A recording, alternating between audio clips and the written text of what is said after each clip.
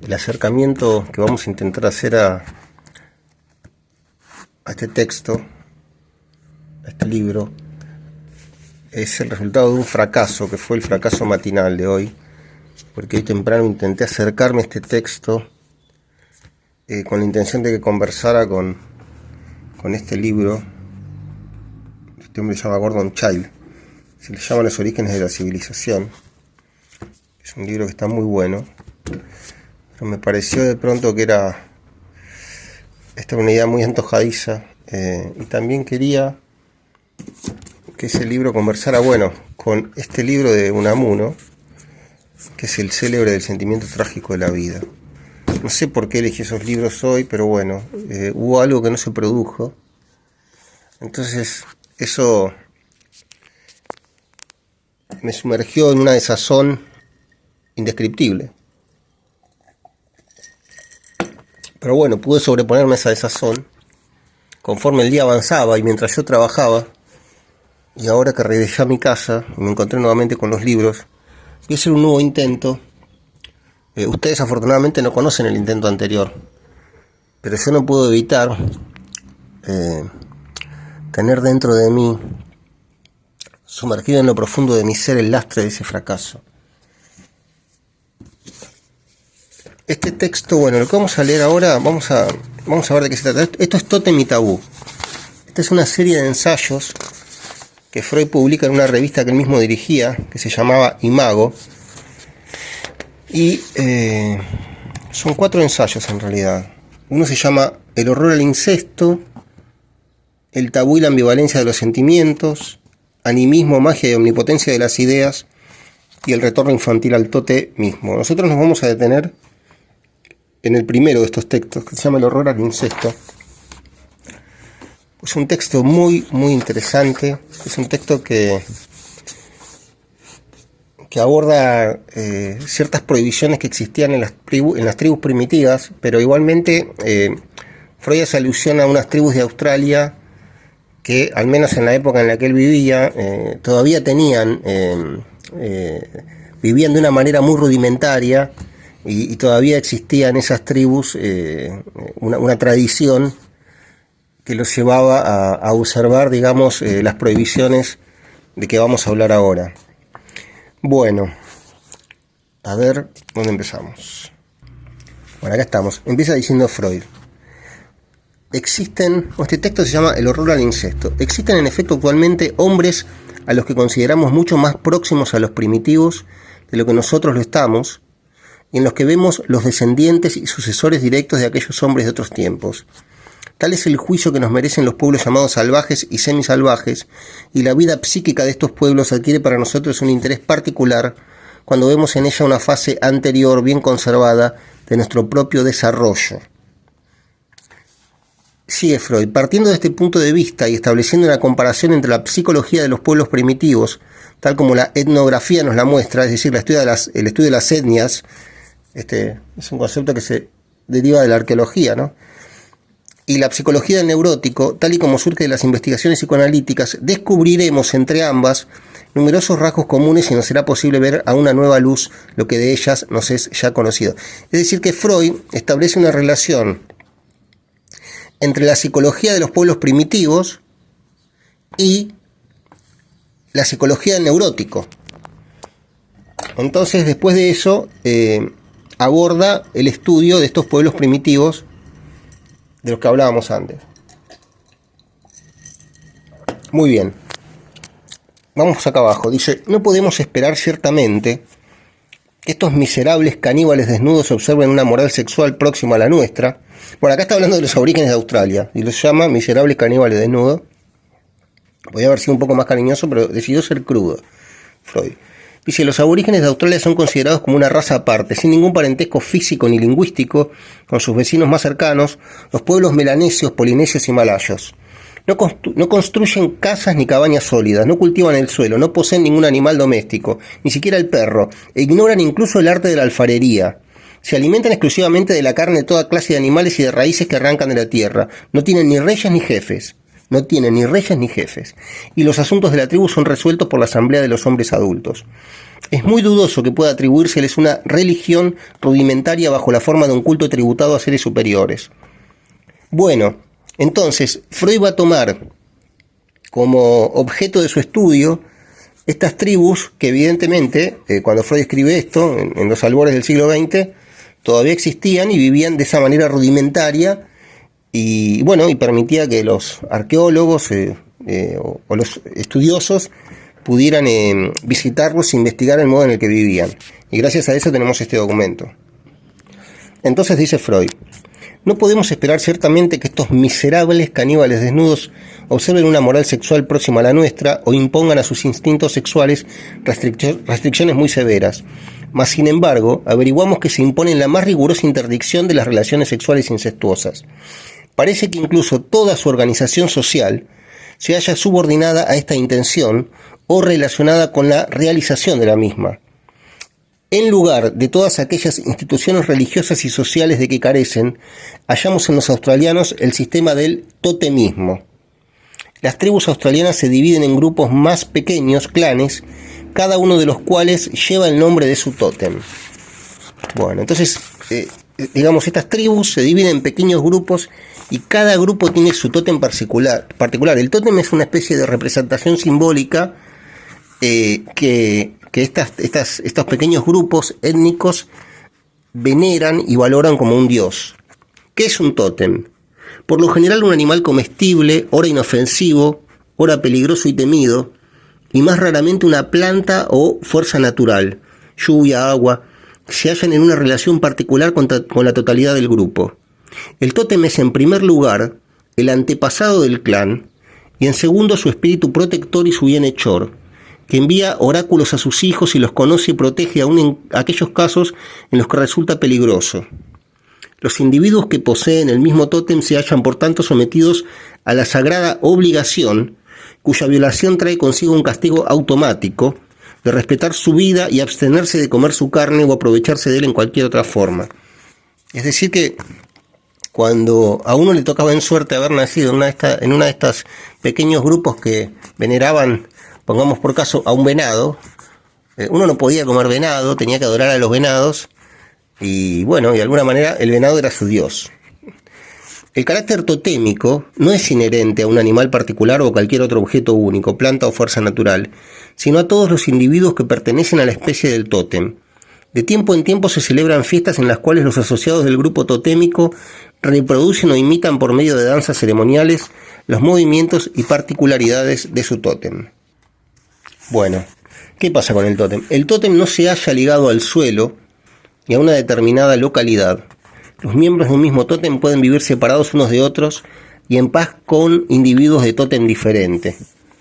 Acá hay una nota al pie que dice: el sucinto resumen que antecede del sistema totémico exige algunas aclaraciones y reservas. La palabra tótem fue introducida bajo la forma totam en 1791 por el inglés J. Long, que la tomó de los Pieles Rojas de América del Norte. El objeto mismo ha despertado poco a poco en la ciencia un vivo interés y provocado abundantes trabajos. Bueno, y así, ¿qué más dice acá?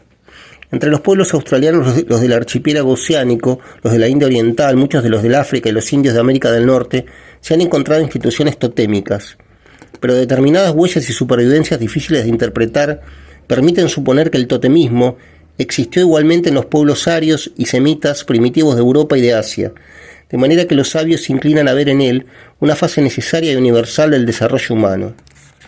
¿Cómo llegaron los hombres primitivos a darse un tótem, esto es, a basar sus obligaciones sociales y sus restricciones sexuales en su descendencia de un animal? Eso es muy loco porque hay que pensar en esa necesidad humana de que existe una figura de poder, una figura superior, una figura sagrada, que de alguna manera condicione el comportamiento, ¿no? Que de alguna manera regule las leyes y que de alguna manera permita ciertas cosas y prohíba otras. Porque, como decía Freud acá antes, es muy loco que estos hombres no tuvieran jefes, no tuvieran gobernadores, no tuvieran nadie que los gobernara, De hecho, en otra parte dice que si había algún inconveniente en la tribu, se resolvía todo mediante asambleas populares, es decir, que todos tenían voz y voto, pero sin embargo, a pesar de no tener gobernantes, tenían como especie humana la necesidad de que existiera una figura simbólica que representara el poder. En este caso podía ser un animal, podía ser una planta esa figura. No deja de ser curioso eso. Bueno, ¿qué más dice? Ahora dice Freud, vamos a señalar ahora aquella particularidad del sistema totémico por la que el mismo interesa más especialmente al psicoanalítico. En casi todos aquellos lugares en los que este sistema se halla en vigor, porque él está hablando en presente, porque esto sucedía, y de hecho seguramente hoy sucede, ¿no? En algunas tribus que quedan, así como en algunas tribus vírgenes, en algunas tribus que no han sido contaminadas por el, digamos, por el desarrollo de la civilización, deben existir seguramente hoy en día estos mismos hábitos, estas mismas costumbres, estas mismas prohibiciones. Bueno, comporta la ley según la cual los miembros de un único y mismo tótem no deben entrar en relaciones sexuales y por tanto no deben casarse entre sí. Es esta la ley de la exogamia, inseparable del sistema totémico. O sea que todos los, todos los que están bajo la égida de un mismo tótem, se comportan como si fueran una gran familia y no pueden entreverarse íntimamente entre sí. Bueno, hay otras maneras más lindas de decir eso, pero bueno, a mí me salió de una manera muy fea. Discúlpenme. Y acá dice, esta interdicción, rigurosamente observada, es muy notable. Carece de toda relación lógica con aquello que sabemos de la naturaleza y particularidades del tótem, y no se comprende cómo ha podido introducirse en el totemismo. No extrañamos, pues, ver advertir a ciertos autores que la exogamia no tenía al principio lógicamente nada que ver con el totemismo, sino que fue agregada a él en un momento dado, cuando se reconoció la necesidad de dictar restricciones matrimoniales. De todos modos, ya sea íntimo y profundo o puramente superficial, el enlace existente entre la exogamia, es decir, la exogamia sería como tener relaciones con gente de afuera del núcleo de la propia tribu, ¿no? Y el totemismo, el hecho es que existe un tal enlace y se nos muestra extremadamente sólido. Intentaremos comprender la significación de esta prohibición con ayuda de algunas consideraciones. Bueno, yo lo que quiero ver es la parte en que él pone ejemplos, ¿no? Bueno, acá hay una serie de ítems. Dice, la violación de esta prohibición no es seguida de un castigo automático, por decirlo así, del culpable, como lo son las violaciones de otras prohibiciones totémicas, la de comer la carne del animal tótem, por ejemplo, pero es vengada por la tribu entera, como si se tratase de alejar un peligro que amenazara a la colectividad o las consecuencias de una falta que pesase sobre ella. Y aquí una cita tomada por Fraser. Este Fraser, a quien cita Freud, creo que es un antropólogo que escribió un libro muy, muy conocido que se llama La Rama Dorada, que yo no leí, pero he leído muchas citas de ese libro, citas que hacen otros autores, y comprendo que es un libro extraordinario. De hecho, tengo por acá un libro que se llama Las malas palabras, de un autor argentino, creo que Rosarino, que tiene muchas citas de Fraser y de La Rama Dorada de ese libro, pero no pude encontrarlo para llevar a cabo este video. Bueno, hay aquí una cita tomada por Fraser que nos muestra con qué severidad castigan tales violaciones estos salvajes, a los que desde nuestro punto de vista ético hemos de considerar en general como altamente inmorales. Bueno, a ver qué dice Fraser acerca de cómo castigan esas violaciones a la norma los salvajes de un mismo grupo, de una tribu. En Australia, las relaciones sexuales con una persona de un clan prohibido son regularmente castigadas con la muerte. Bueno, directamente no se andaban con vuelta, directamente los mataban, ¿no? Poco importa que la mujer forme parte del mismo grupo local o que pertenezca a otra tribu y haya sido capturada en una guerra. El individuo del mismo tótem que entra en comercio sexual con ella es perseguido y muerto por los hombres de su clan, y la mujer comparte igual suerte. Sin embargo, en algunos casos, cuando ambos han conseguido sustraerse a la persecución durante cierto tiempo, puede ser olvidada la ofensa. Entre las raras ocasiones en que el hecho de que nos ocupamos se produce en la tribu Tatatí de Nueva Gales del Sur, el hombre es condenado a muerte y la mujer mordida y acribillada a lanzazos hasta dejarla casi expirante. Si no se la mata en el acto es por considerar que ha sido forzada. Bueno, si esa es la benevolencia, según estos salvajes, más vale hubiera sido matarla. Porque si la deja medio muerta después de acribillarla y de morderla, más vale hubiera sido matarla, ¿no? Esta prohibición se extiende incluso a los amores ocasionales y toda violación es considerada como una cosa nefasta y merecedora del castigo de la muerte. Bueno, acá hay otro ítem. Dice, teniendo en cuenta que también las aventuras amorosas anodinas, esto es, aquellas no seguidas de procreación, son idénticamente castigadas, habremos de deducir que la prohibición no se ha inspirado en razones de orden práctico. Y sigue Freud, siendo el tótem hereditario y no sufriendo modificación alguna por el hecho del matrimonio, es fácil darse cuenta de las consecuencias de esta prohibición en el caso de herencia materna. Si, por ejemplo, el hombre forma parte de un clan cuyo tótem es el canguro y se casa con una mujer cuyo tótem es el emúo, una especie de avestruz, los hijos, varones o hembras, tendrán todos el tótem de la madre. Un hijo nacido de este matrimonio se hallará, pues, en la imposibilidad de entablar relaciones incestuosas con su madre y su hermana, pertenecientes al mismo clan. Bueno, y acá que dice, esta prohibición no impide, en cambio, al padre, que es canguro, tener relaciones incestuosas con sus hijas, que son emúo. En la transmisión paterna del tótem, el padre y los hijos serían canguro, y el padre no podría, por tanto, tener relaciones incestuosas con sus hijas, pero sí el hijo con la madre. Estas consecuencias de las prohibiciones totémicas demuestran que la herencia materna es más antigua que la paterna, pues tenemos más de una razón para admitir que tales prohibiciones van dirigidas contra los impulsos incestuosos del hijo. Bueno, yo no sé si seguir con esto. A ver. Yo traería un poco, porque después, hace un rato, estaba revisando una biblioteca y me encontré con este libro, que es un libro, bueno, ya que acá Freud está abordando el tema de la sexualidad, tenemos un hombre que más o menos por la misma época también lo abordaba. Este hombre se llama Van de Velde. Es un neerlandés, que era un psicólogo, que era sexólogo. Bueno, acá tiene, en esta fotografía,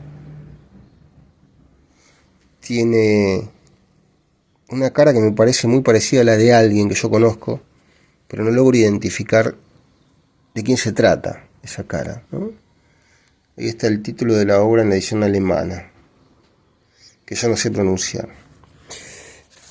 Pero bueno, este libro es muy interesante, porque este es uno de esos libros que a mí me gusta encontrar cuando voy huroneando por librerías de saldo, en algún parque. Este libro se llama El matrimonio perfecto. Ya no recuerdo cómo llegó a mis manos.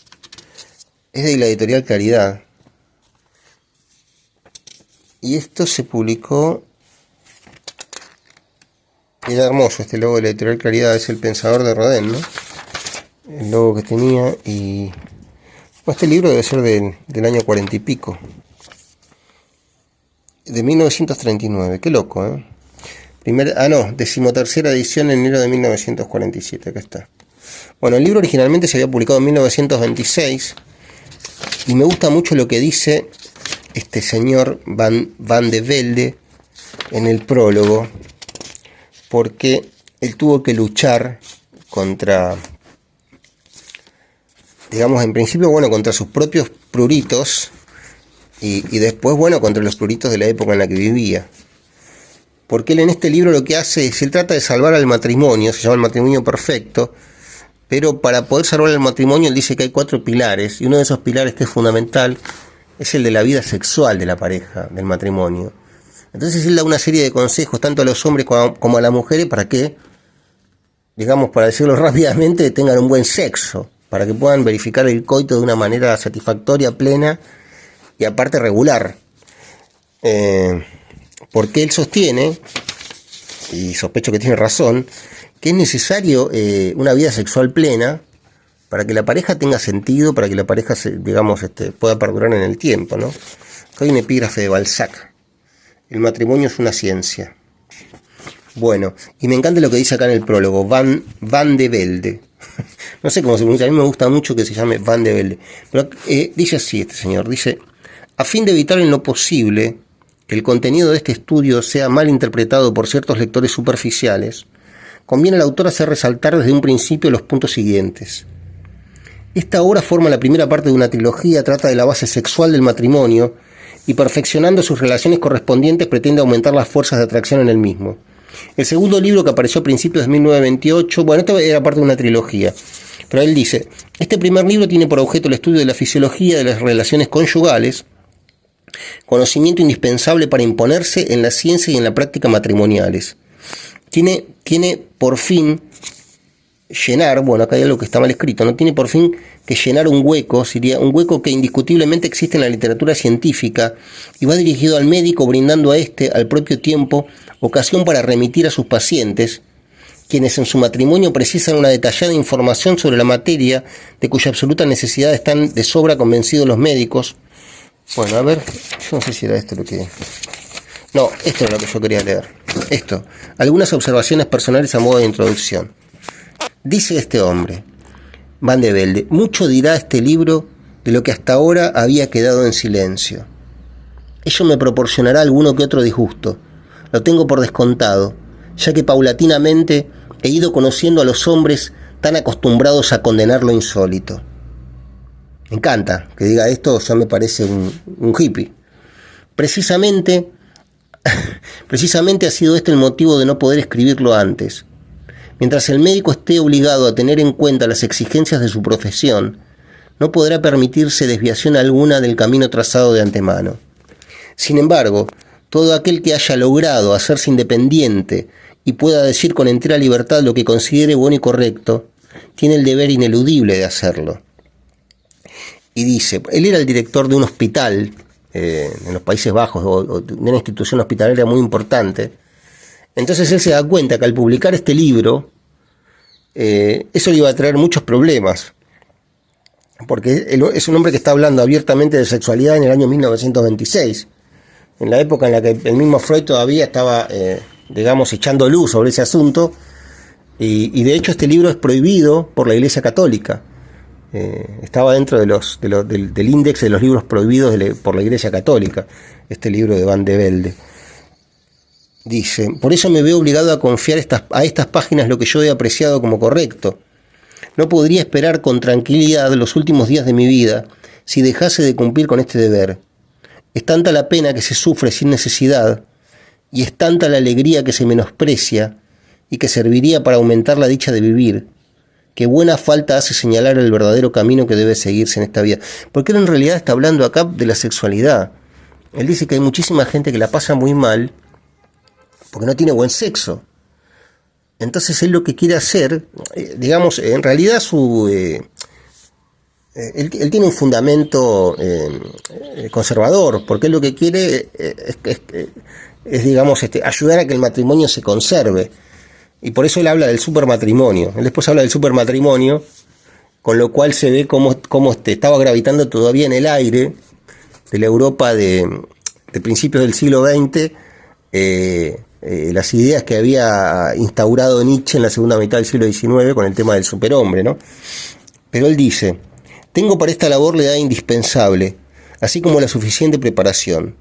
El científico que durante más de un cuarto de siglo se ha dedicado a los problemas teóricos y prácticos, el literato que a muchos y a tan diversos pasatiempos ha dado forma, el ginecólogo de rica experiencia, el confidente de tantos hombres y de tantas mujeres, el ser humano que conoce la humanidad y el hombre que no ignora la masculinidad, el marido que ha sentido dicha y pesar en su matrimonio, y finalmente el quincuagenario, que aprendió a contemplar la vida con alegre tranquilidad y que ya es demasiado viejo para cometer las tonterías de la juventud, pero que se siente suficientemente joven para seguir los anhelos y los deseos. Es indudable el llamado a coger la pluma y escribir esta obra. Dice este hombre Van de Velde que escribe un prólogo realmente extraordinario. Podría ahorrarme los disgustos a que antes he hecho referencia usando un seudónimo, pero no debo hacerlo, ya que estoy obligado a defender con mi nombre de científico mis concepciones de la ciencia. Mis consejos, que en su esencia tienen una importancia moral, perderían mucho de su efecto al darlos anónimamente. Aequo animo, Acepto, pues, todos estos disgustos en la confianza y con el pleno convencimiento de que muchos en lo más recóndito de su alcoba matrimonial sentirán agradecimiento aun cuando no puedan expresarlo con palabras. T.H. Van der Velde. Bueno, evidentemente para este doctor, la escritura de este libro era una cuestión de ética, porque él sentía que era su manera de colaborar con la humanidad.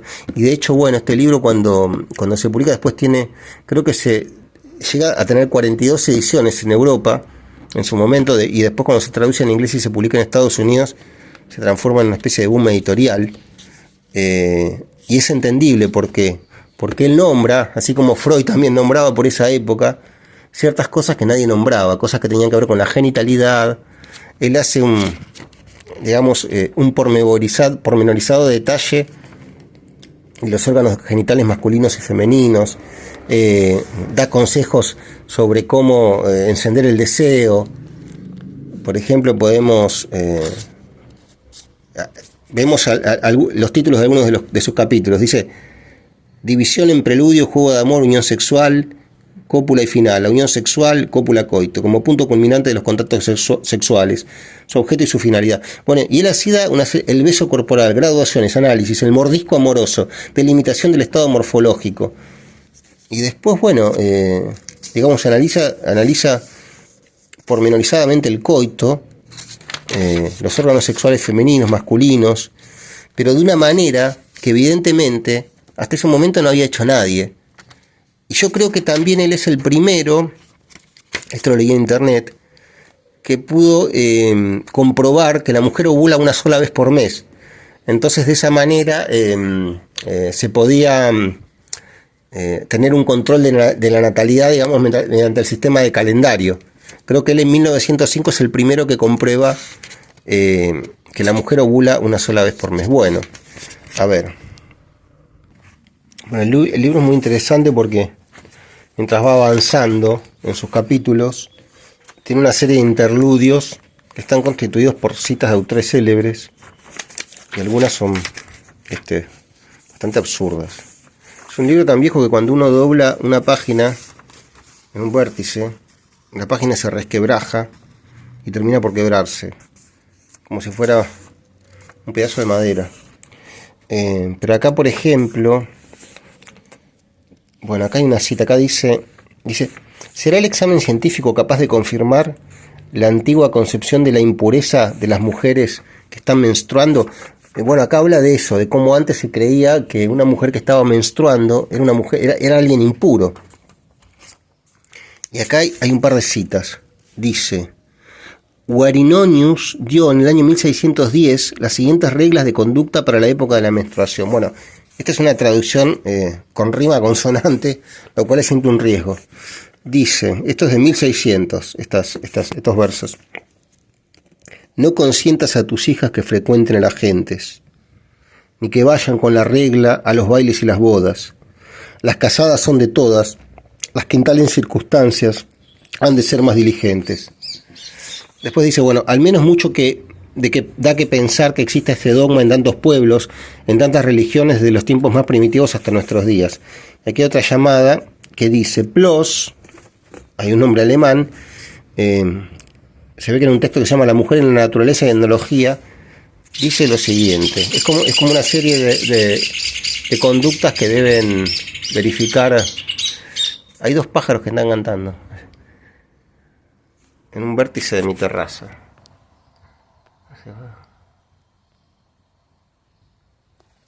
Hay uno que se voló y ahí quedó solo uno.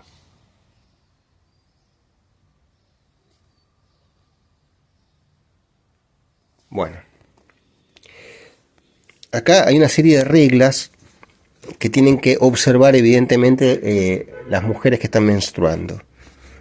Dice, del marido han de apartarse y no deben disgustarse, ni llorar ni hay que pegarlas, ya que corre por sus venas el veneno, el que su ser está lleno y llega hasta deformarlas. No han de tocar ni besar a las niñas, ni han de entrar para nada en la cocina. Dejen en paz el barril del vino y el infantil capricho que domina de acercarse en el jardín a los árboles frutales. Es peligroso por fin su rostro de serafín reflejar en los cristales. Si está en regla, la mujer no debe de ir a paseo. Trabaje y cuide el aseo, que en ello hallará placer. No ha de ahorrar trapos de hilo ni escasear la limpieza, y evitará la torpeza de que algún zafio o algún pillo se ría de ella sin duelo, si acaso llega a encontrar pruebas de su malestar esparcidas por el suelo. Bueno, qué loco que a la mujer se la considerara impura por el hecho de que estaba menstruando. Pero bueno, este es el libro de Van de Velde, que es un libro muy interesante. Bueno, acá hay un intermedio, esos que yo, a los que aludía antes, digamos, y está lleno de citas, ¿no? De autores célebres que hablan de la sexualidad, que hablan de la mujer. Todo hombre bueno y leal respeta a su esposa y la cuida eternamente, dijo Lutero. Dante dijo, se sabe cuán poco dura en la mujer la ardiente llama del amor cuando la mirada y la mano no son capaces de avivarla de continuo. Goethe dijo, una mujer alegre y rozagante es que tiene un marido que es amante. Y Nietzsche dice, todo en la mujer es enigma, y en ella todo tiene una sola solución, embarazo. Bueno, Nietzsche siempre es mucho más categórico que cualquiera, ¿no? Un antiguo proverbio italiano, en el marido prudencia, en la mujer paciencia. Bueno, Stendhal, el amor no envejece. Stendhal, ¿qué nos importa la vejez cuando estamos unidos? Bueno, me pasa que no tengo ganas de seguir leyendo teoría. No sé si voy a terminar este video, si lo voy a subir, pero ahora lo voy a revisar más tarde, capaz que lo subo. Pero básicamente yo quería que esto... Acá tenía separado... El otro día estuvimos leyendo El banquete de Platón. Básicamente, esa fábula que pone Platón en boca de Aristófanes y que cuenta el origen del ser humano, una forma de andróginos, ¿no? Eran esos seres que tenían 4 brazos y 4 piernas y bueno, y que un día por un castigo de Zeus fueron divididos. Pero también acá en el banquete estaba el diálogo de Platón con Diótima, de Sócrates con Diotima, yo le digo Diótima, que está muy bueno, pero yo lo había separado para poder leerlo ahora, pero la verdad que no tengo ganas de leerlo ahora. Estoy un poco cansado, pero bueno, también había separado un texto de Octavio Paz, porque hablaba precisamente en un momento acerca del incesto. Entonces a mí me gustaba traerlo a colación. Este es un larguísimo poema que se llama Piedra de Sol, que está escrito en versos en decasílabos. Y bueno, yo voy a leer un fragmento de este largo poema que, como sucede a veces con cierta clase de poesía, se convierte en un momento en una especie de mantra, en una especie de encantamiento. Como son todos versos en decasílabos y tienen un sonido similar, es decir, tiene una extensión similar, el verso en decasílabo va y viene, es una música constante que se repite. Llega un momento en el que uno, a fuerza de escuchar ese mismo sonido repetido, va perdiendo el sentido de lo que dicen los versos, pero sin embargo sigue de alguna manera hipnotizado por el devenir del ritmo. Eso es al menos lo que me pasó a mí algunas veces cuando leí este poema, y bueno, quizá a alguna otra persona le pueda pasar. Esta parte que yo elijo dice: amar es combatir, si dos se besan, el mundo cambia, encarnan los deseos, el pensamiento encarna, brotan alas, en las espaldas del esclavo el mundo es real y tangible, el vino es vino, el pan vuelve a saber, el agua es agua.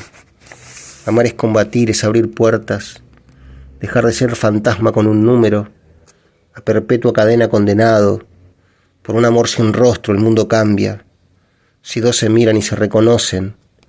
Amar es desnudarse de los nombres, déjame ser tu puta, son palabras.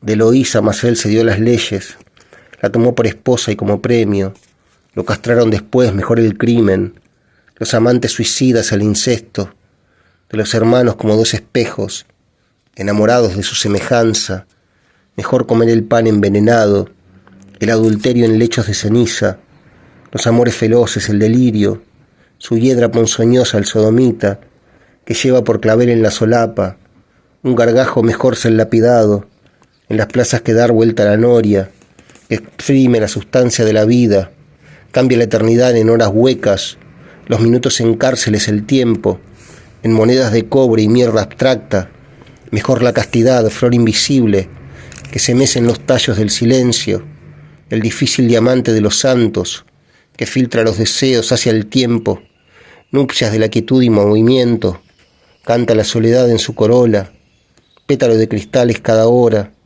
el mundo se despoja de sus máscaras, y en su centro vibrante transparencia, lo que llamamos Dios, el ser sin nombre, se contempla en la nada, el ser sin rostro, emerge de sí mismo, sol de soles, plenitud de presencias y de nombres.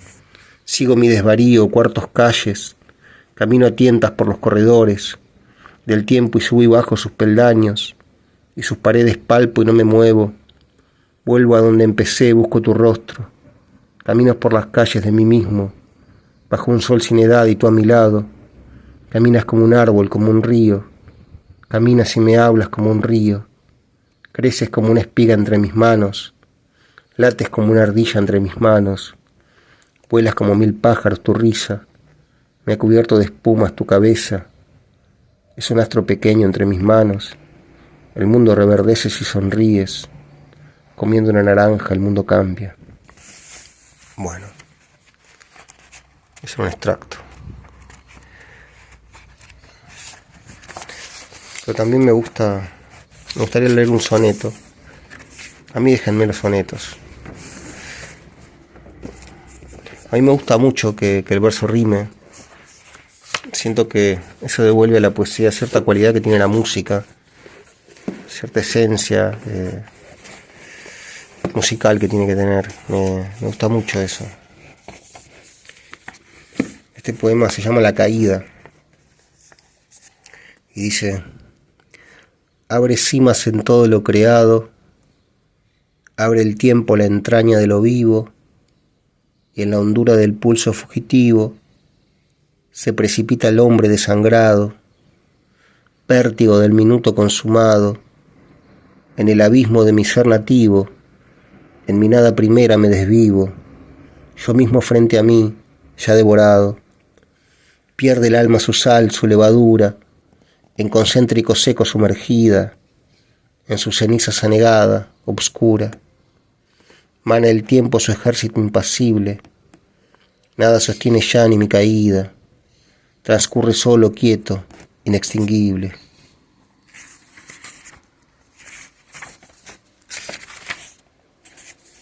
Un segundo soneto. Prófugo de mi ser que me despuebla, la antigua certidumbre de mí mismo, busco mi sal, mi nombre, mi bautismo, las aguas que lavaron mi tiniebla, me dejan tacto y ojo, solo niebla, niebla de mí mentira y espejismo. ¿Qué soy, sino la cima en que me abismo? ¿Y qué, sino el no ser lo que me puebla? Infranqueable, inmóvil, persistente, muro total sin puertas ni asidero, entre la sed que da tu reverbero y el otro cielo prometido ausente. Sabe la lengua a vidrio entumecido, a silencio erizado por el viento, a corazón insomnio remordido. Nada te mueve, cielo, ni te habita, quema el alma raíz y nacimiento, y en sí misma se ahonda y precipita.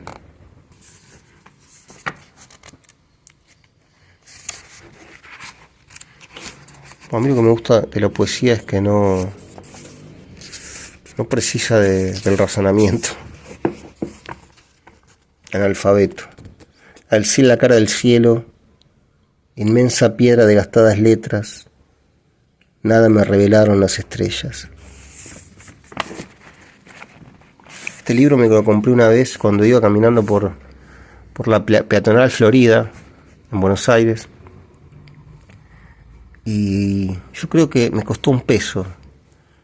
Es decir que, imagínense de cuándo estoy hablando, los que saben cuál es el valor del peso en Argentina hoy en día. Pasé por una librería que tenía unos libros de saldo en la puerta de una mesa, y sobre la mesa flotaba un cartel que decía 1 peso. El fuego de cada día. Todo poema es tiempo y arde, escribió alguna vez Octavio Paz. Todo poema es tiempo y arde.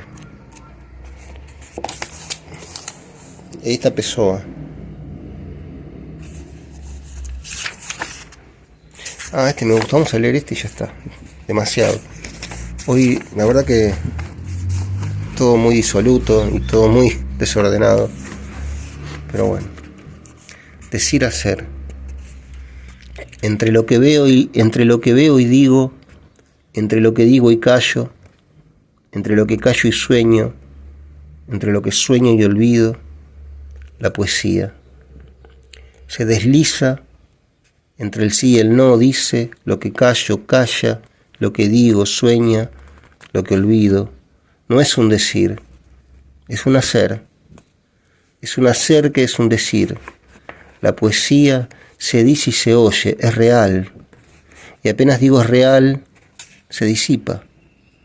¿Así es más real?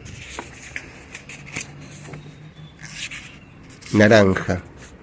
Pequeño sol, quieto sobre la mesa, fijo mediodía, algo le falta, noche.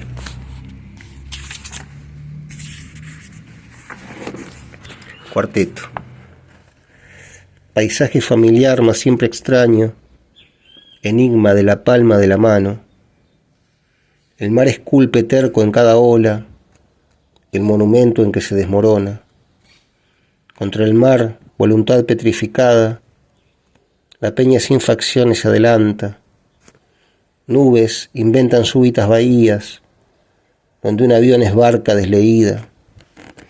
Se disipa impalpable abecedario, la rápida escritura de los pájaros. Camino entre la espuma y las arenas, el sol posado sobre mi cabeza. Entre inmovilidad y movimiento, soy el teatro de los elementos.